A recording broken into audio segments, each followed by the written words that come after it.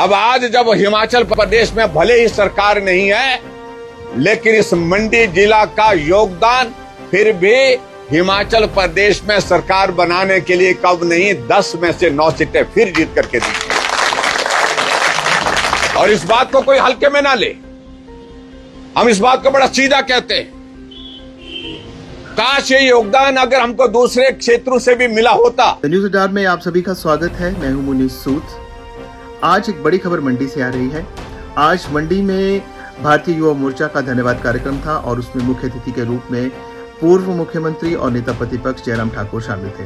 अपने भाषण के दौरान जयराम ठाकुर ने कुछ ऐसी बात कह डाली जिसकी चर्चा अब राजनीतिक गलियारों में तेज हो चुकी है। जयराम ठाकुर ने कहा कि पिछले विधानसभा चुनावों में भाजपा को 25 सीटें ही मिल पाई और जिसमें से मंडी का योगदान काफी बड़ा है। मंडी से 9 और अगर संसदीय क्षेत्र की बात की जाए, मंडी संसदीय क्षेत्र की, तो उसमें लगभग 12 सीटें जो हैं वो यहाँ से आई हैं, जो जितनी सीटें भाजपा को पूरे प्रदेश में मिली उससे आधी हैं। उन्होंने बिना नाम लिए किसी बड़े नेता पर हमला किया है और कहा है कि अगर बड़े नेता जिनका बड़ा बड़ा नाम है उनका योगदान भी उनके नाम के अनुसार होता तो आज परिस्थितियां कुछ और हो सकती थी। उन्होंने नाम तो नहीं लिया, लेकिन हमला उन्होंने किसी बड़े नेता पर बोला है। उन्होंने कहा कि बड़े नामों का पार्टी को फायदा होना चाहिए, उसका उनके नाम का फायदा पार्टी को होना चाहिए, ना कि उनके व्यक्तिगत होना चाहिए। लेकिन ऐसा नहीं हुआ, जिस कारण आज उनकी पार्टी भाजपा सत्ता से बाहर है। अब ये हम आप पर छोड़ते हैं। ये आप देखिए कि जयराम ठाकुर किस पे अटैक कर रहे हैं, किस बड़े नेता की बात कर रहे हैं और किस नेता को अपने भाषण में निशाना बना रहे हैं और कह रहे हैं कि उनके कारण आज भाजपा जो है सत्ता से बाहर है।